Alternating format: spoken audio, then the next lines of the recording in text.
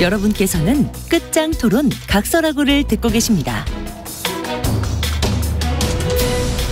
정관용의 시사본부 매주 토요일 2부 끝장 토론 각설하고 시사평론가 이정훈 박사, 민주당 민주연구원 부원장 현근택 변호사와 함께하고 있습니다. 후반부 공통질문, 이번 주에 가장 핫했던 말 한마디, 이정훈 박사. 네. 돈이 최고 쉬운 건데. 돈이 최고 쉬운 건데? 네. 이 강래구 그 한국수자원공사 그 상임감사가 이정근 그 전 민주당 사무부총장하고 통화하는 과정에서 나온 그 녹취록에 나오는 내용이죠. 근데 제가 보건대는 이걸 보는 국민들이 매우 좀 참담하시지 않으셨을까. 네. 여전히 상황이 이렇단 말이야. 자, 이 얘기 좀 이따 좀 하도록 하고. 현근택 변호사는? 저는 정광훈 목사가 이제 알려진 얘기입니다만 이제 정치인이 종교인의 감시가 필요하다 그러면서 국민의힘의 나의 통제를 받아야 된다. 이게 지금 어찌 보면 국민의힘의 앞에서 얘기하는 이제 홍준표 시장 그 해임인지 모르겠지만 아무튼 이제 그런 상황까지 간 건데, 근데 아직도 제가 보기에는 김기현 대표는 당원이 아니니까 못한다 이러고 있지만 확실하게 정리는 못하는 것 같다. 왜냐하면 홍준표 시장을 날리고 정광훈 이쪽이나 그러면 이분들에 대해서 확실하게 정리하고 이분들이 예를 들어서 같이 왔던 당원들을 정리한다든지 근데 그런 것까지는 안 하는 것 같아요. 근데 오늘 제가 방송 들어오기 전에 그 뉴스를 보니까 정광훈 목사가 17일 날 무슨 긴급 기자회견을 저도 봤습니다. 그 긴급 기자회견에서는 국민의힘과의 결별을 선언할 거다 이런 얘기가 나왔어요. 당원도 아니라는데 결별하고 말 건 없는데, 근데 아마 결별한다 그래서 가만두겠다는 건 아니고, 제가 어떻게 예를 들어서 반발을 해서 우리가 당을 만들어서 어떻게 하겠다든지 이렇게 나오겠죠. 그냥 쉽게 당신들 나 멀리 하니까 나 그냥 관여 안 할래 이렇게 가지는 않아요. 하여간 이런 분이 이렇게 주요 정치 뉴스로 자꾸 회자되는 것 자체가 참 우스꽝스러운 일이긴 합니다. 예, 그렇죠. 그런데 제가 보건대는 이분이 흔히 이야기하는 이른바 알박기 전문가신 것 같아요. 그렇어요. 본인 교회도 지금 알박기로 전용적으로 하고 있는 지금 그 재개발 자체를 지금 굉장히 지금 지체시키는 그런 지금 상황인데, 정치권에서도 지금 거의 비슷한 그 모델로 지금 가는 거 아닌가 싶어요. 일종의 알박기 정치를 하는 거죠. 내가 정책 지분이 일정 있다. 그래서 우리 도움 안 받고 당신네들이 내년 총선에서 다 후보자들 당선시킬 수 있을 것 같아. 이렇게 약간 좀 위협을 하면서 그런 식으로 해서 국민의힘을 이제 흔드는, 그러니까 이제 그 웩도독이라는 표현이 있잖아요. 꼬리를 흔들어서 이제 걔를 전체를 흔드는 그런 전략을 지금 쓰고 있는 거 아닌가, 그런 생각이 좀 듭니다.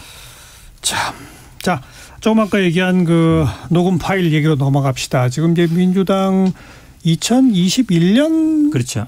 대표 경선 송영길 대표가 홍영표 의원을 아슬아슬하게 이제 앞서서 당대표가 당선된 그 과정에서 돈 봉투가 수십 개 퍼졌다라는 등등의 녹음 파일이 지금 검찰을 통해서 연일 공개가 되고 있는 이런 양상입니다. 민주당으로서 지금 어떻게 보고 있나요?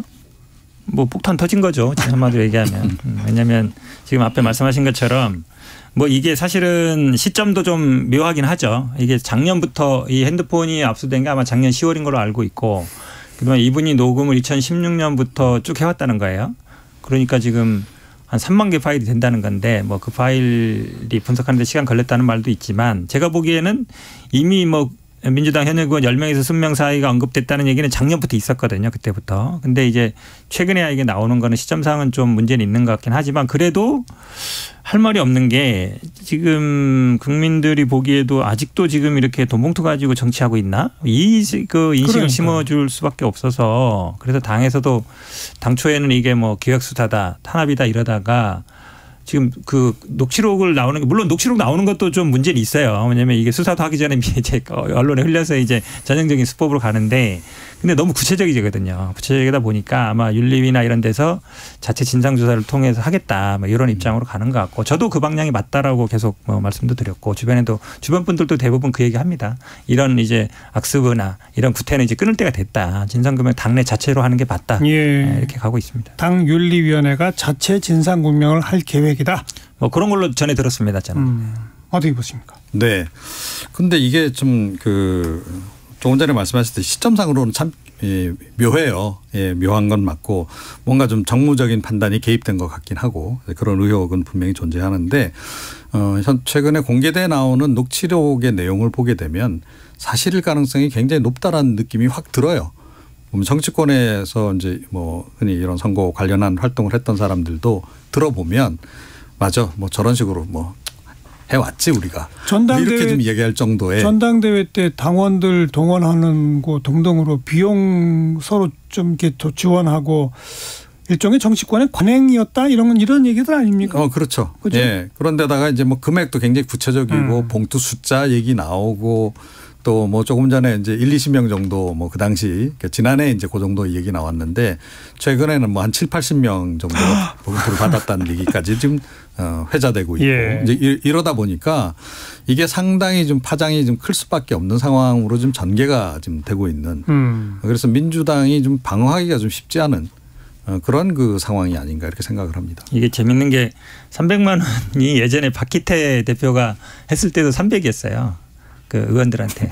예, 그러니까 그때도 이게 실행 나오긴 했는데 참 어찌 보면 민주당 입장에서는 뭐 할 말이 없는 이 상황인 게 이렇게 지금도 전당대회 하면 이렇게 봉투 들리고 이러는 거에 대해서는 참 그렇죠. 근데 뭐 저는 이거 약간 논점 흐리는 건 아니고요. 그러니까 국민의힘은 그 규정 자체를 저도 뭐 당원 100%는 안 좋다고 보는데 5대5 그런 식으로 놔뒀는데 민주당은 아직도 이 대의원제라는 걸 갖고 있어요. 대의원 한 표가 한 당원 50에서 80표 가치가 있거든요. 근데 대의원은 현역 의원이나 지역위원장들이 임명하는 구조로 돼 있어요. 대의원은 투표율이 굉장히 높습니다. 80-90%예요. 당원들은 한 40-50%밖에 안 되고. 그러다 보니까 사실은 이런 이제 구태들이 계속 나오는 거거든요. 저는 그래서 민주당의 구조적으로 이 대의원제 없애버리고 차라리 국민의힘처럼은 아니지만 그냥 5대5로 하든지 그러면 사실은 통제가 조금 벗어납니다. 현역 의원들이나 이런 분들이 그렇게 구조 자체를 저는 바꿀 필요가 있다고 보고 있어요. 네. 아무튼 민주당 입장으로서는 이건 이제 이재명 대표의 사법 리스크와는 완전 차원을 달리하는 문제 아니겠습니까? 그렇죠. 그러니까 그 전에 이게 왜냐하면 당내 선거 과정 중에 나온 문제라서 뭐라 이제 할 말이 없는 거예요. 예를 들어서 뭐 상대방하고 하다 그러면 상대방과의 뭐 경쟁 이런 일 수 있는데 어찌 보면 뭐 또 문제는 이거죠. 이제 이정근 전 부총장이 이거를 한 6년 정도 거의 모든 통화를 녹음했다는 거잖아요. 근데 이분이 선거도 굉장히 여러 번 나갔고 예.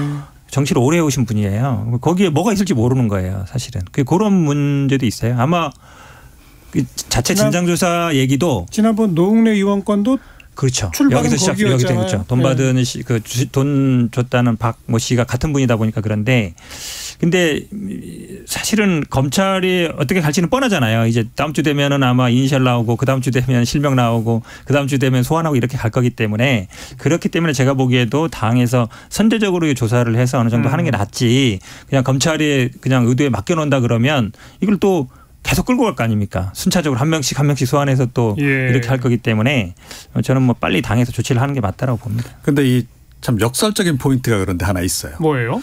민주당에게 불리한 건 맞는데 이게 이재명 대표에게는 꼭 불리한 건 아니다 하는 거예요. 그러니까 우선은 이재명 대표의 사법 리스크 관련한 이슈가 이 이슈에 지금 완전히 묻혀버렸어요. 일각에서는 뭐 이재명 대표 사법 리스크 의혹보다 이 사법 리스크가 더 큰 거 아니야? 이런 얘기까지 지금 나오고 있다는 거죠. 예. 제가 보건대는 그럼에도 불구하고 이재명 대표의 사법 리스크가 훨씬 더 이 정치적으로는 비중이 높다라고 생각하는데 흐름은 이제 일단은 그렇게 가고 그렇게 이제 판단 내리는 부분이 지금 일부에서 지금 그런 그 전문가들도 나오고 있다라고 하는 것. 그 다음에 이게 결과적으로는 이재명 대표의 그 내년 공천 관련한 쇄신 작업을 도와주는 그런 그럴 수도 있죠. 예, 되는 겁니다. 그러니까 이재명 대표도 사실은 내년에 대거 지금 인적 쇄신을 기획하고 있는 것으로 제가 알고 있고 뭐 그렇다라고 전제했을 때 기존 그 현역들 많이 좀 물갈이를 해야 된단 말이에요. 예, 그런데 이번에 물갈이 대상들이 대거 이런 식으로 해서 정리가 돼주면 그만큼 좀 여지가 생기는 거죠. 예. 이거를 당내에서 뭐 유불리 문제로 볼 건 아닌 것 같고요. 예를 들어서 그러면 우리가 검찰 손에 민주당의 운명을 다 맡겨놔야 된다는 얘기인데 이것만 하겠습니까? 그럼 앞으로 윤석열 정부에서 뭐 하는 거는 이제 검찰 통해 가지고 야당 이렇게 하는 것밖에 없는데 그게 맡겨놓는 건 말이 안 되는 것 같고 오히려 제가 보기에는 이런 식으로 만약에 저를 하면 당내에서의 이런 것보다 오히려 이제 지금 국민의힘에 있는 검사 출신이나 뭐 이런 분들이 저기를 내가 가야 되나? 이런 여지를 더 많이 심어줄 거예요. 왜냐하면 이 정보가 나왔을 때도 검찰 주변에서 이미 싹 돌았거든요. 그분들이 어쩌겠어요. 아 거기 누가 수사받는데 거기 가야 되나? 이게 검찰 주변에서 나올 거 아니에요. 오히려. 그렇게 작용할 가능성이 더 많아요. 그나저나 그 변호사시니까 네. 지금 이제 녹취 파일을 확보했다. 그 녹취에 뭐 봉투 소리가 나오고 누구누구 이름이 나오고 뭐 이랬다. 이것만으로 모든 게 입증이 되는 겁니까? 앞으로 어떻게 되는 겁니까? 그건 아니죠. 또 이거는 어느 법 위반으로 어느 정도 처벌이 되는 겁니까? 지금 뭐 정당법이라든지 정치자금법 부분인데 예전에도 아마 박기태 때도 아마 뭐 집행유예 나오긴 했습니다만 뭐 지령이 나왔는데 결국은 이제 윤관석 당시 사무총장 전 사무총장이죠. 이분이 언급을 했지만 그걸 줬다. 라는 걸 인정을 해야 되는 거고 또 줬다는 또 사람이 있어도 받았다는 사람도 인정해야 되는데 그게 제가 보기에는 지금 이정근 사무총장이 직접 전달을 하거나 한 건 아니기 때문에 그 과정이 굉장히 지난할 것 같고 그러다 보니까 검찰도 아마 이 녹취록을 먼저 언론에 흘리는 것 같아요. 그러니까 도덕적으로 어느 정도 규정하기 놓기 위해서. 근데 사실은 그걸 떠나서 윤관석 사무총장 입장에서도 이걸 줬다고 하는데 내가 다 받았다고는 할 수는 없잖아요. 뭐 전혀 다른 건을 얘기한 녹취다라고 얘기하는 식으로. 그거는 이제 몇 명 안 왔다. 5명 안 왔다 이랬을 때 그걸 마치 이제 뭐 안 왔으니까 못 줬다라는 식으로 얘기했다는 건데 그건 아니다라는 건데 근데 이 녹취가 뭐 3만 개나 되면 제가 보기에 뭐 이정근 뭐가 있을지 모르죠. 그렇죠. 이정근 사무총장하고 대화한 거 다 녹음됐다는 거잖아요. 근데 결국은 근데 그 다음 스텝에서 어떻게 할 거냐가 이제 수사 문제인데 근데 그거는 사법의 논리고 지금 당내에서는 제가 보기에 그걸 논할 필요는 없다고 봐요.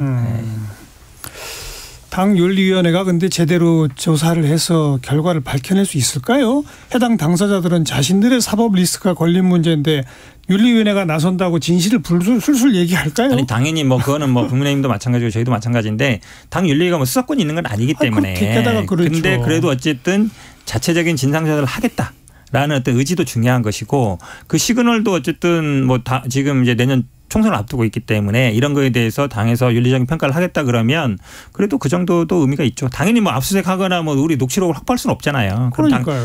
근데 이제 언론에서나 아니면 주변에 돌아다니는 사람들한테 이제 이름들이 나오는 사람들이 있거든요. 그런 사람들한테 물어볼 수는 있죠. 당연히. 물어보면 진실을 말하겠냐고요. 그거는 이제 그분들의 판단이죠. 네. 당에서 뭐 그까지는 할 수는 있겠습니다. 뭐 일각에서는 송영길 전 대표 지금 프랑스에 머물고 있는데 빨리 자진 귀국해서 그냥 조사받는 게 오히려 낫다. 이런 얘기도 나오던데 그렇게 전개될 가능성은 쉽지 않죠. 그렇죠. 그러니까 뭐 일단은 제가 보건대는 1차 방어 라인은 그러니까 뭐 윤관석 전 사무총장이 될 것 같아요. 그래서 이분이 기본적으로 본인이 이제 일단 함구를 하면서 다 모르쇠 이런 전략으로 일단 이제 갈 가능성이 좀 높고요. 아마 송영길 대표에게도 보고 뭐 안 했다. 이런 걸 뭐 보고하냐. 그냥 알아서 하는 거지. 이런 식으로 해서 지금 넘어갈 가능성이 높고 송영길 대표는 당연히 난 모르는 일이다라고 이 얘기를 하겠죠. 이제 이런 상태에서 뭐 지금 일부 녹취록에 보면 이제 뭐 송 대표에게도 보고를 한 것 같은 그런 부분이 좀 나오긴 해요. 그렇긴 한데 그것만 가지고 이제 이거를 뭐 또 처벌할 수 있는 그런 상황은 아니기 때문에 이번에도 역시 당사자들의 그 입에 많이 의존을 해야 되는 그런 이 수사가 아닌가 이렇게 생각을 합니다. 이정근 전 사무부총장 그야말로 폭탄이네요. 민주당 입장에서는. 폭탄이죠. 왜냐하면 이게 한두 개가 아니고 그러게요. 정치를 오래 하신 분이고 주요 당직도 맡았는데 뭐 고인지 아닌지 모르겠지만 어쨌든 모든 대화를 다 녹음했다 그러니까 참. 그것도 참 그렇지만 자동 녹음 기능을 사용했다. 근데 그 핸드폰을 어쨌든 이제 검찰이 다 확보했다는 건데 또 최근 언론 보도에 보면 이분이 또 검찰에 적극 뭐 협조하고 있다는 거니까 왜냐하면 검찰 구형보다 선고량이 더 나왔거든요. 그런 경우도 흔치 않거든요. 검찰이 그 구형을 좀 적게 했다는 거잖아요. 그렇게 본다 그러면 대형 폭탄은 맞죠. 네. 아무튼 또 새로운 국면으로 검찰과 민주당의 관계가 설정되는 그런 또 한 주의 시작이었다. 이렇게 말할 수 있는 것 같네요. 자, 끝장 토론 각설하고 오늘 여기까지입니다. 시사평론가 이정훈 박사, 민주당 민주연구원 부원장 현근택 변호사 두 분 수고하셨습니다. 네, 수고하셨습니다. 감사합니다. 네, 디퍼플의 Smoke on the Water 함께 듣고요. 전 내일 또 뵙죠. 안녕히 계세요.